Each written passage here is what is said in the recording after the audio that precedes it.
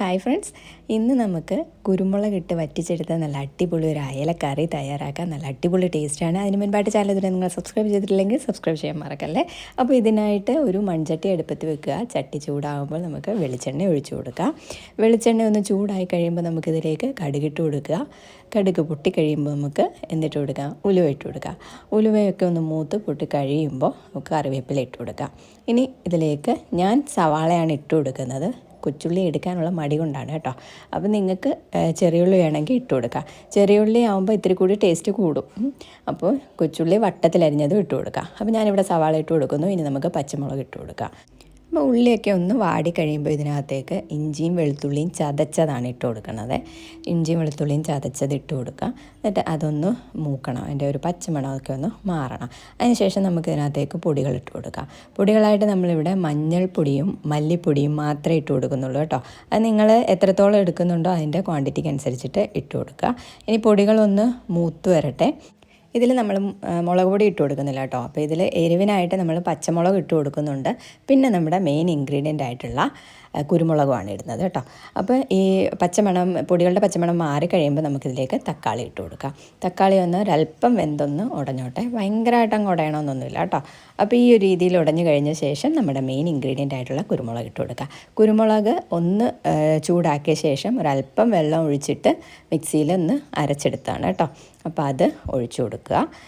ആ കുരുമുളക് ഒഴിച്ചു കൊടുത്തതിനോടൊപ്പം തന്നെ നമ്മൾ ഇതിനകത്തേക്ക് ഒഴിച്ചു കൊടുക്കുന്നത് പുളിവെള്ളമാണ് കേട്ടോ. നമ്മൾ കുടംപുളി അല്ല ഇതിലിടുന്നത്, നമ്മൾ പിഴുപുളിയാണ്. പിഴുപുളി ഒരു ചെറിയൊരു ഉരുള വെള്ളത്തിലൊന്ന് കുതിർത്തെടുത്താണ് കേട്ടോ.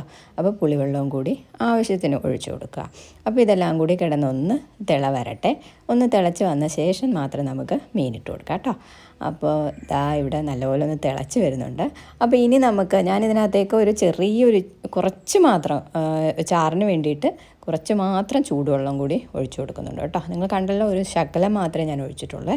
അപ്പോൾ അതും കൂടി കഴിഞ്ഞ് നന്നായിട്ട് വരുമ്പോൾ നമ്മുടെ മീനിട്ട് കൊടുക്കുക. അയലയോ മത്തിയോ ഏതും വേണമെങ്കിലും ഈ ഒരു രീതിയിൽ തയ്യാറാക്കി എടുക്കാം കേട്ടോ.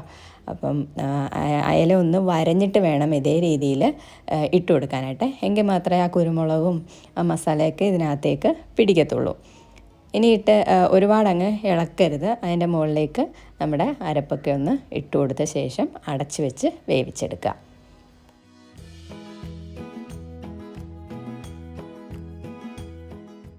മീൻ ഇട്ട് കൊടുത്ത ശേഷം നമുക്ക് ഇതിലേക്ക് ആവശ്യമായിട്ടുള്ള ഉപ്പ് ഇട്ട് കൊടുക്കുക കേട്ടോ. ഉപ്പ് ഇട്ട് കൊടുത്തിട്ട് ഇനിയിട്ട് സ്പൂൺ കൊണ്ട് ഇളക്കരുത്. നമ്മൾ ചട്ടി എടുത്തൊന്ന് ചുറ്റിക്കേ ആകാവൂ. ചട്ടി എടുത്തൊന്ന് ചുറ്റിച്ചു കൊടുത്ത ശേഷം നമുക്കിതൊന്ന് അടച്ച് വെച്ച് വേവിച്ചെടുക്കാം.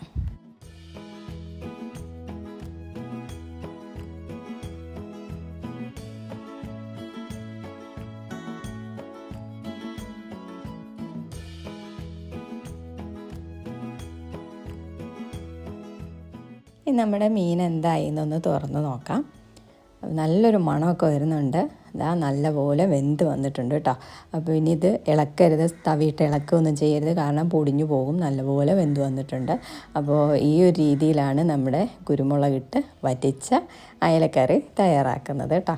അപ്പോൾ നല്ല ആ ഒരു ഉപ്പും പുളിയും എല്ലാം നല്ല പരുവത്തിനായിട്ടുണ്ട്. അതുപോലെ തന്നെ നമ്മുടെ കുരുമുളകിൻ്റെ എരിവും ആവശ്യത്തിനുണ്ട്.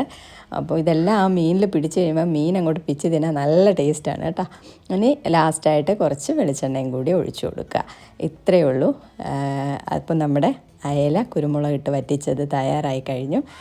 അപ്പോൾ വീഡിയോ ഇഷ്ടപ്പെട്ടാൽ ലൈക്ക് ചെയ്യുക, കമൻറ്റ് ചെയ്യുക, ഷെയർ ചെയ്യുക. ചാനൽ സബ്സ്ക്രൈബ് ചെയ്യാൻ മറക്കരുത്. അടുത്തൊരു വീഡിയോയുമായിട്ട് വീണ്ടും കാണാം.